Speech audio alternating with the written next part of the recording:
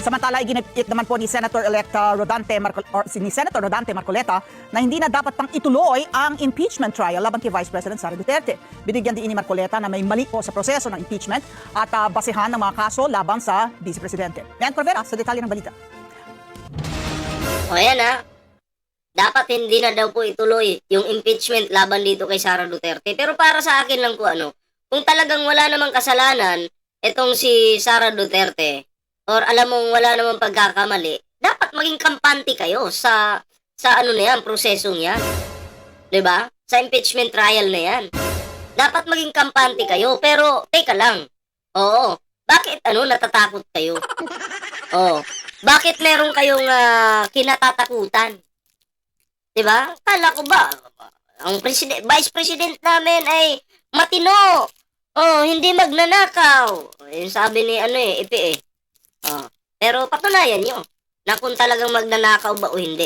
Dapat matuloy yung impeachment trial, hindi kayo dapat matakot. 'Di ba? Pero bakit na?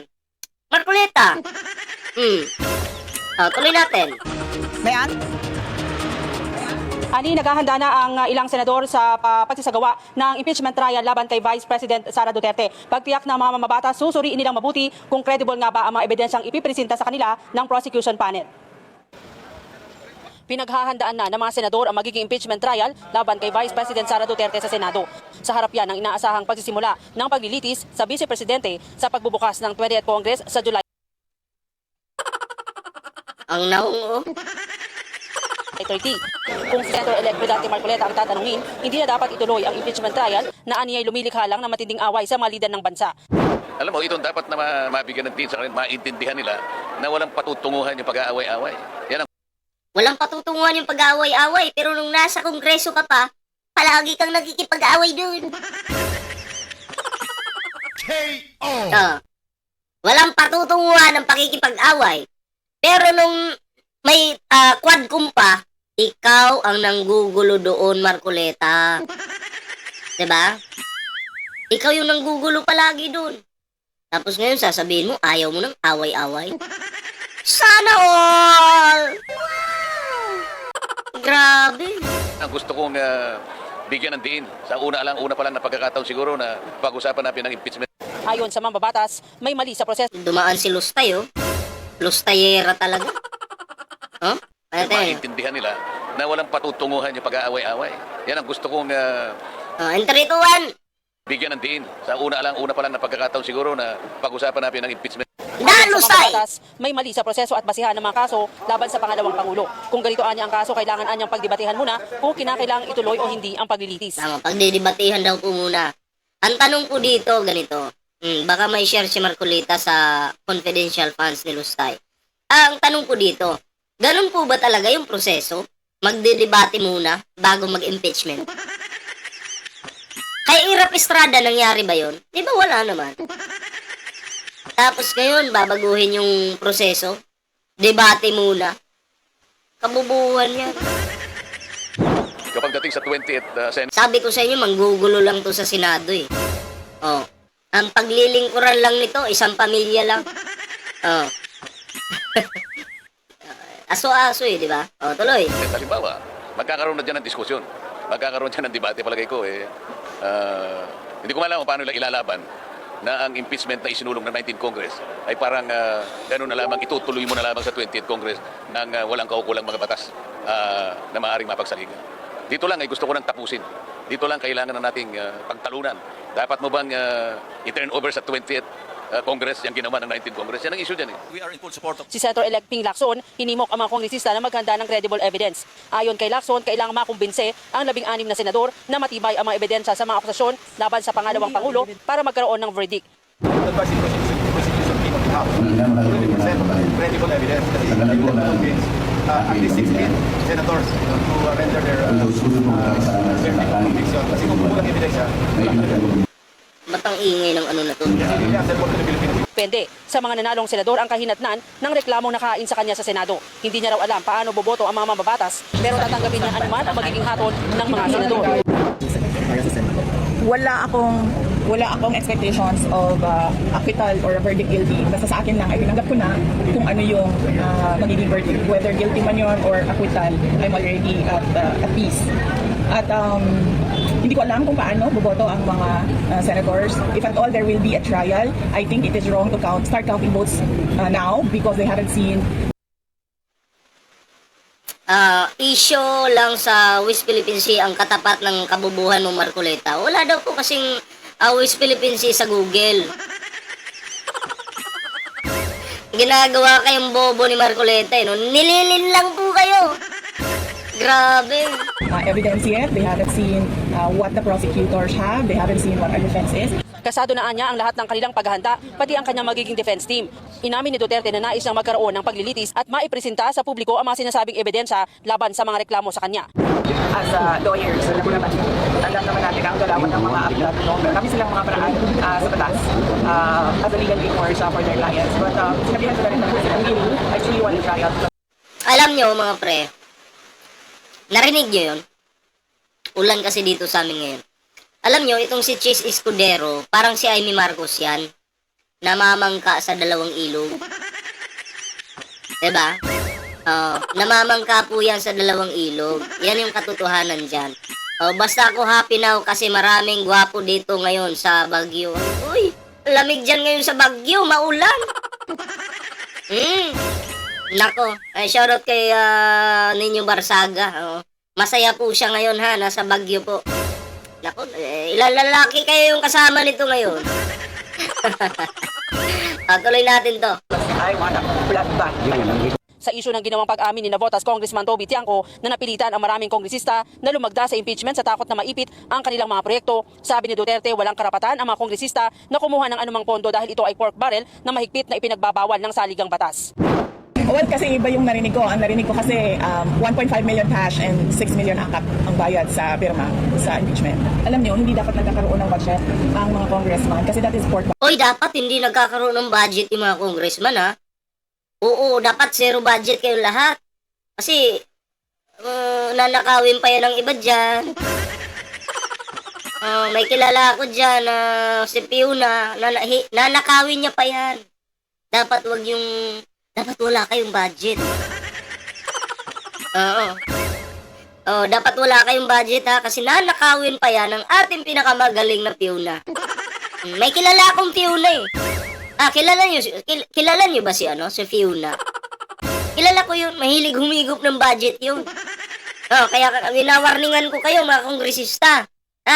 Warning. Dapat wala kayong budget ha. Okay, nanakawin pa yan ni Lustay. Sabi ko sa inyo. Nakatingin yung mata niyan sa mga hawak ninyong budget. Kailangan wala yan. Kasi dapat yan. Hindi sila dapat nagkakaroon ng apportionment doon sa projects ng executive department. Kasi ang trabaho lang naman ng congressman ay gumawa ng batas. Hindi siya pwedeng kumuha doon sa budget ng mga departments natin. So, daming irregularities and malamang yan din yung protesta ng pagkaraniwan na mga tao na hindi nagagamit ng maayos yung pera ng bayan. Pero ang Malacanang, tahimik naman sa isu. Wala pa po napaparating sa atin ang anumang reaksyon ng Pangulo patungkol dyan kung yan man po ay totoo. Alisa ngayon tumanggi ang kampo ng Vice Presidente na magbigay ng detalye kung ano yung ginagawa nilang preparasyon para sa impeachment trial. Ipinaubayan niya na daw yan sa kanyang mga abogado. Hindi rin siya nababahala kung may mga bagong abogado na sasama sa prosecution panel. Kabilang na dyan sina Congressman Leila de Lima at Attorney Chel Jokno dahil malinaw naman daw na matagal na silang laban sa pamilya Duterte. Ali. Okay, balikan ko lang yung sinabi ni Senator Rodante Marcoleta na pagbukas ng 20th Congress at na nakaupo na siyang sa Senado ay balak niyang questionin, ano? Na ang tanong ko, meron pa bang puwang at this stage, no, na pagdebatihan pa o magkaroon ng diskusyon ang mga senador kung itutuloy o hindi ang impeachment trial ni Vice President Sara Duterte, na alam naman natin na meron pang nakabimbing petisyon sa Korte Suprema, na petisyon na inihain ng pangalawang Pangulo na hinihiling sa Korte Suprema na ideklara nga na invalid itong ginawang impeachment sa kanya dahil labag dun sa one-year ban rule na hindi maaari kasi na maghain ka ng impeachment sa kaparehong opisyal more than once in a year, hindi ba? So may puwang pa ba para pag-usapan sa pagbubukas ng 20th Congress, pag-usapan, debate, diskusyon kung itutuloy yung impeachment trial o hindi?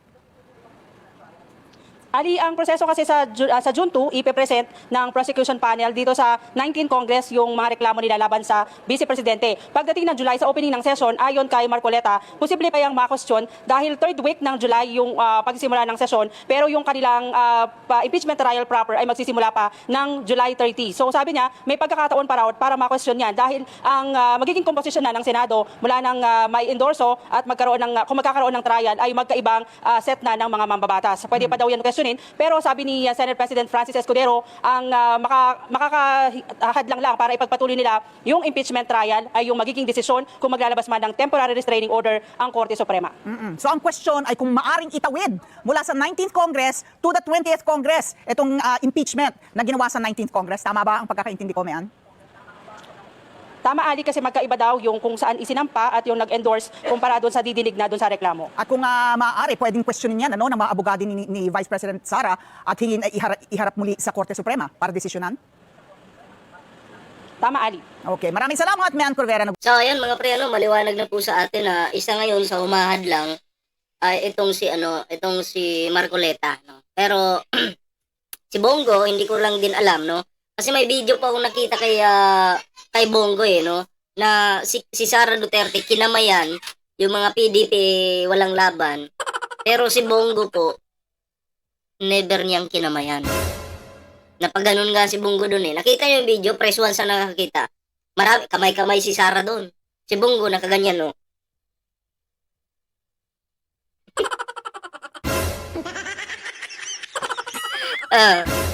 Ano daw, bakit may budget na 51 billion? Yun na nga bakit si Pulong nga pala? May budget na 51 billion. Halata ang Senado, halatang halata. 'Di ba? At saka si Pulong pa lang 51 billion. Tapos sasabihin ni Sara Duterte dapat walang budget. Tama nga naman. Ayan maraming nakita doon sa video kung saan si Bongo ay napahiya doon. So malinaw na po sa atin na hindi po talaga nagkakaunawaan itong si Bongo at si Sara Duterte. Malabo, 'di ba? Hindi po sila close. Di ba? Sila po ay merong samaan siguro ng loob. So, paano kaya 'yon? Si Bongo kaya, ano kayang gagawin ni Bongo? Tutulungan ba si Sara? O titingin sa ebidensya?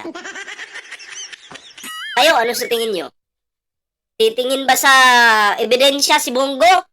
O magiging one-sided siya? Kay Sara lang talaga? Kayo, comment nyo nga para malaman natin yung inyong komento, reaction. Hindi sila okay ni Sara Duterte. Ngayon, eto yung tanong. Tutulungan niya ba si Sara na ma-save? O titingin si Bongo sa ebidensya? Kung titingin po si Bongo sa ebidensya, okay yun. Ebidensya yung titingnan, walang problema doon. Pero kung kay Sara, ay wala na. Aso-aso na. Tingnan lang natin. Ayan, tama. Kung ano sasabihin ng Tatay Digong ni Bongo. Sabagay, nakadepende pa rin yan sa tatay, Grabe, buti pa sila may debate, may debate lang. Samantalang mga Pilipino naghihintay pa sa MP. Anong MP? Emperador? Emperador ba? Tingnan natin. Kapal mukha ni Lustay. Anyway mga pre, yun lang po yung ating video ngayon. Salamat po sa mga sumama sa ating live ngayon. Tagal natin hindi nakapag-live, no? Mga siguro isang dekada na. Salamat huwag kalimutang mag-like sa ating live ngayon mga pre. Nako, importante pong mag-like. Alam niyo kung bakit, may sasabihin ako sa inyo. Dapat mag-like kayo. Alam niyo kung bakit? Para makubra natin yung 125 million. Para makubra natin yun. Pag nakubra natin yun, yari na. Diba? Oh, hati-hati na tayo. So, kaya kailangan nyo mag-like. 334 likes natin. Salamat sa inyo, So, yan, may Facebook page po tayo, Ballpoint Man 2.0. Huwag kalimutan mag-like, share, and subscribe para naman maging updated kayo sa ating YouTube channel. At syempre, sa Facebook natin, mag-follow na kayo doon, Ballpoint Man 2.0. Balato, mag-like ka muna para may balato. Like muna, ha? Siya nga pala, bago tayo magtapos, i-play ko lang muna ito sa inyo, Itong, may video pala ako dito, papakita ko sa inyo. Meron pala akong video dito. Ito, tingnan natin. May video pala ako dito, Ito.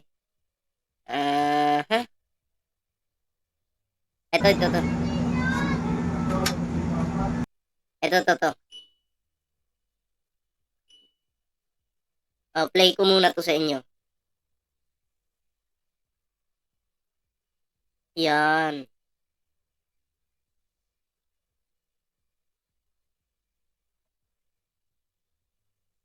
Nangyayari po ito sa totoong buhay, sa totoo lang. Nangyayari po ito. Boss, pinatawag mo daw ako, boss. Halika. Sarado mo kasi. Confidential itong pag-uusapan natin. Boss. Dito. Ikaw si Iberator Picoa, yung vlogger. Ganito. Kailangan nating babayaran kita ngayon. Kasi bayaran kita. Babayaran kita. Kasi ito, kailangan kong limasin in 11 days yung confidential funds. At ikaw, ang gagawin mo, siraan mo yung administrasyon. Siraan mo, Ganun naman po lagi kong ginagawa sinisiraan ko po sa administrasyon. Ganon. Lalo na si BBBM. Ganon. Binabayad po sa akin doon yung sa flood control sa Davao City po. Kaya nagbaharon. Yung po ang una namin nilustay po. Nilustay niya yan. Opo. Ito magiging kasama ko doon, Kasama po. Kasama ko doon. Babayaran kita. Ito ay galing sa pulang sobre. Nagbago na pulang sobre na Hindi na po puti. Hindi na puti. Galing sa confidential Pero funds ito, social na ngayon, Dati yung Social. binibigay sa akin ni Palong. Palong. Si Ay, Palong po. huwag kang maingay kasi mahilig sa pukpuk yan si Palong. Ako nga po yung yung nagbigay sa kanya ng bugaw. Ikaw yun? Ako po yung nagbigay ng bugaw. Tama, mataba ka rin pala. Ikaw nga pala yun. Yung pala yung sideline. Kapal nitong Baka may pukpuk pa dyan. Bigyan mo naman ako. Bibigyan ko po. Galingan mo yung paninira. Galingan mo kasi Opo. kailangan kong makakuha ng confidential funds. Opo. Kailangan nating 11 days lang natin ubusin. 11 days na. Sige, sama ako doon. Tapos, wala akong pakialam kung sino bahain dyan. Patay gutom ako, bayaran ako. Oo.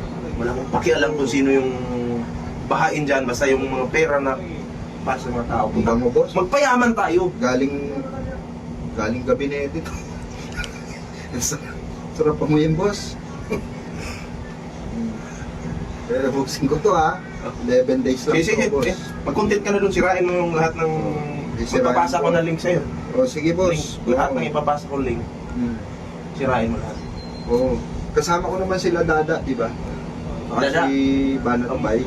Bayaran ko Ba't ganun, boss? Parang lugi naman kami kay Banat Bay. Kay Banat Bay, 1 million. Malaki kasi yung subscriber noon. Sa akin, 800,000 lang, boss. Malaki yung subscriber noon. Huwag ka nang kumontra. Sige na, layas. Lamang na ninyo. Layas na. Tanggalin kita ngayon. Sige, boss. Oh. Basta yun na, boss, Oh. Huwag mo kung ano, tanggalin kita. Hanap ako ng ibang vlogger dyan. Sige, boss. Salamat, boss. sige, 11 sige. days, boss. 11 days, oh. Sige, boss. Magpapasa ko salamat. ng link mamaya. Okay, boss. Yung pukpuk ha. Nangyayari po ito sa totoong buhay. Yung mga galawan ng mga Duterte. Kasi yung mga naghahabol po ng posisyon sa gobyerno, ganyan po yung ginagawa nila. Sinisiraan si PBBM ngayon. Pinapalabas na masama.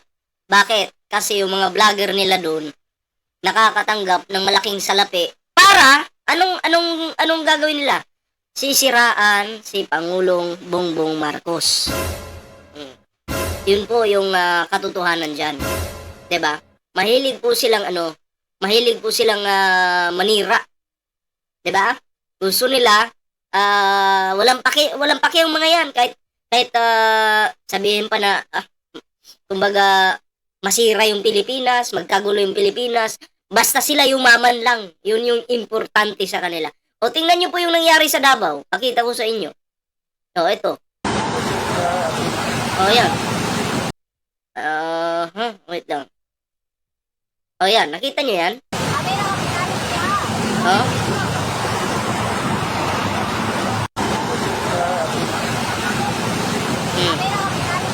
Diba? Sarap sa Davao tumira. Kaya yung mga nagsasabi na lilipat ng Davao, lumipat na po kayo. Huwag nyo na pong patagalin pa. Diba? Oh, diretso na kayo doon. Dami nyo pang ano. Ay, naku po. Anyway, yun lang po yung ating video ngayon. Ayun, maraming salamat po sa sa sumama sa ating live ngayon mga pre. Nakita-kits po tayo mamaya. May mga uploads po tayo.